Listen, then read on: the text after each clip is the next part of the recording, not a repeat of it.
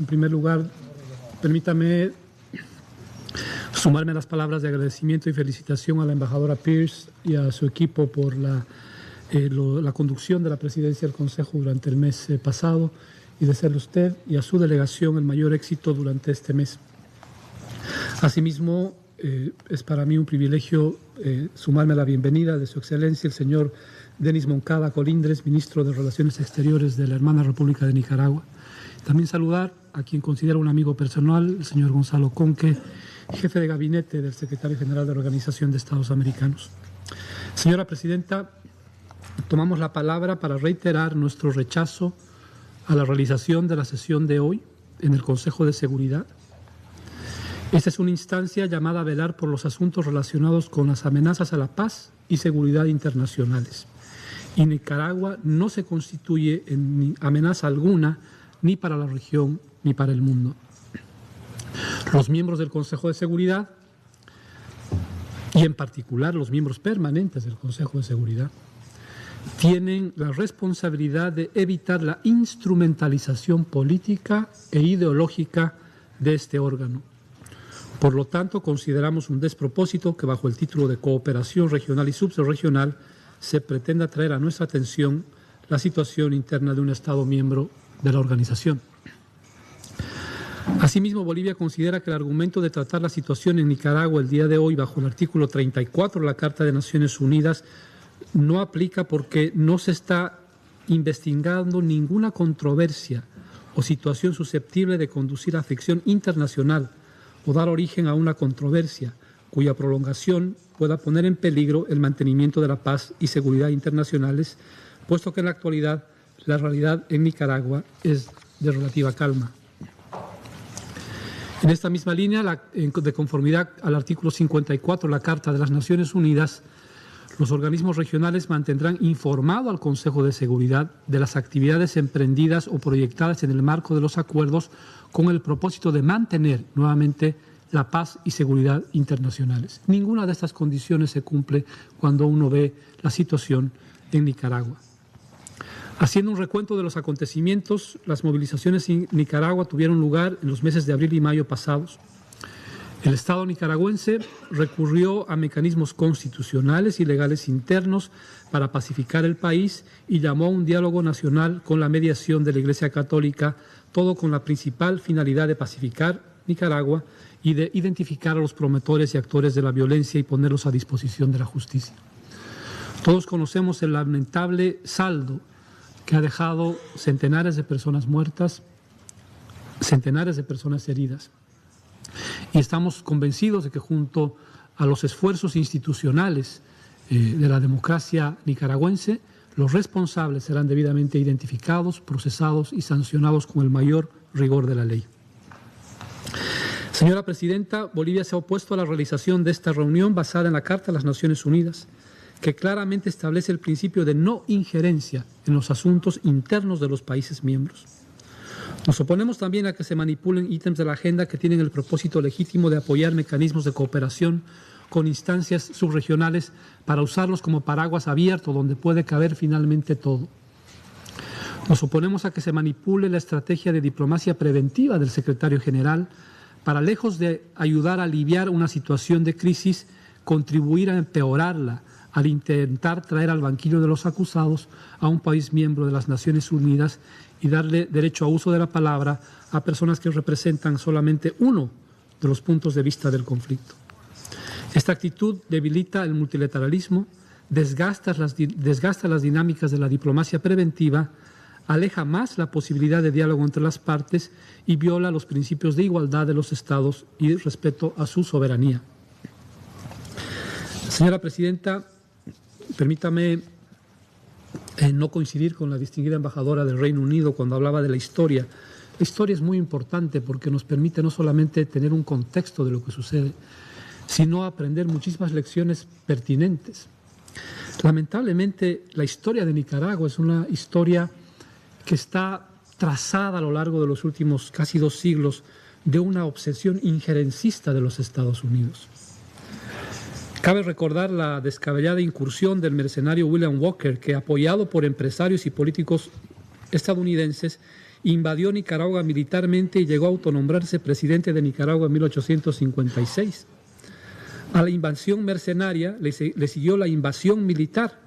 Los Marines estadounidenses invadieron Nicaragua en 1912 y no se retiraron hasta 1933, cuando la rebelión de Augusto César Sandino logró expulsarlos de su territorio. Después dejaron instaurado en el poder a la Guardia Nacional encabezada por Anastasio Somoza, quien gobernó para sí mismo y su familia durante más de 40 años Nicaragua, con el apoyo completo. Esa ha sido una de las dictaduras más crueles que ha tenido América Latina, con el apoyo completo financiero, económico, militar de los Estados Unidos. Cuando en 1979 el Frente Sandinista por la Liberación Nacional finalmente logró derrotar a la dictadura de Somoza, Estados Unidos intervino nuevamente armando y apoyando a los contras y saboteando la economía nicaragüense hasta casi destruirla. Por eso la historia es importante. Se podría decir que no ha habido un momento, ni un solo momento en la historia de Nicaragua que no haya sido objeto de intervención, abuso, injerencias o amenazas. De hecho, en 1986, como muy bien recordaba el distinguido representante permanente de la Federación de Rusia, la Corte Internacional de Justicia, órgano principal de nuestro sistema, encontró a Estados Unidos responsable de, y abro comillas, entrenar, armar, equipar, financiar y abastecer a las fuerzas contras en perjuicio de la República de Nicaragua, infringiendo la obligación que les incumbe con arreglo al derecho internacional consuetudinario de no intervenir en los asuntos de otro Estado. Cierro comillas. Señora Presidenta, creo que el gran elefante del que no se habla en esta Cámara tiene que ver con el intervencionismo, con la injerencia, con el financiamiento a grupos opositores. El verdadero interés no es la defensa de la democracia. De ser así, no se utilizaría un doble rasero y no se diría un discurso de defensa de la democracia por un lado y por otro lado financiar golpes de Estado, desestabilizar a gobiernos democráticamente electos. El interés verdadero no es la defensa de los derechos humanos, porque si así fuera, los estados que dicen defender los derechos humanos firmarían todos los convenios internacionales de nuestro sistema para la protección, defensa, promoción de los derechos humanos. Si fuera los derechos humanos la verdadera razón, entonces los Estados Unidos no habrían abandonado el Consejo de Derechos Humanos, que es uno de los grandes logros de nuestro sistema. Si fuera el asunto de los derechos humanos la verdadera razón, entonces no se promovería, por ejemplo, la aplicación de la tortura o el encarcelamiento de solicitantes de asilo para dar lugar a la inhumana separación de los padres y madres de sus niños y niñas. Es larga la historia reciente del intervencionismo. Veamos lo que pasa en regiones como el Medio Oriente, lo hemos dicho muchas veces. Esas políticas han generado las peores situaciones en Libia, Siria e Irak en este siglo. ¿Cuál es el interés verdadero? El interés verdadero es promover situaciones de inestabilidad para usarlas a favor de las políticas de cambio de régimen y el control de los recursos naturales. Ese es el objetivo central. Hemos escuchado con mucha atención lo que decía el señor jefe de gabinete del secretario general de la Organización de Estados Americanos y coincidimos en varios de los temas con él cuando se refiere a que no solo Nicaragua, sino todos los países de nuestra región y del mundo necesitan democracia, justicia, verdad y paz. Pero yo añadiría a eso a que además de la democracia y la justicia, la verdad y la paz, es imprescindible que los estados estén libres de injerencia, libres de intervencionismo. ¿Cuántos millones de dólares están destinando a financiar a la oposición nicaragüense? ¿De dónde salen esos millones de dólares para financiar la inestabilidad en países como Nicaragua? Y a eso se suman, hablando del sistema multilateral, la aplicación de sanciones unilaterales que son violatorias al derecho internacional. Si es que en verdad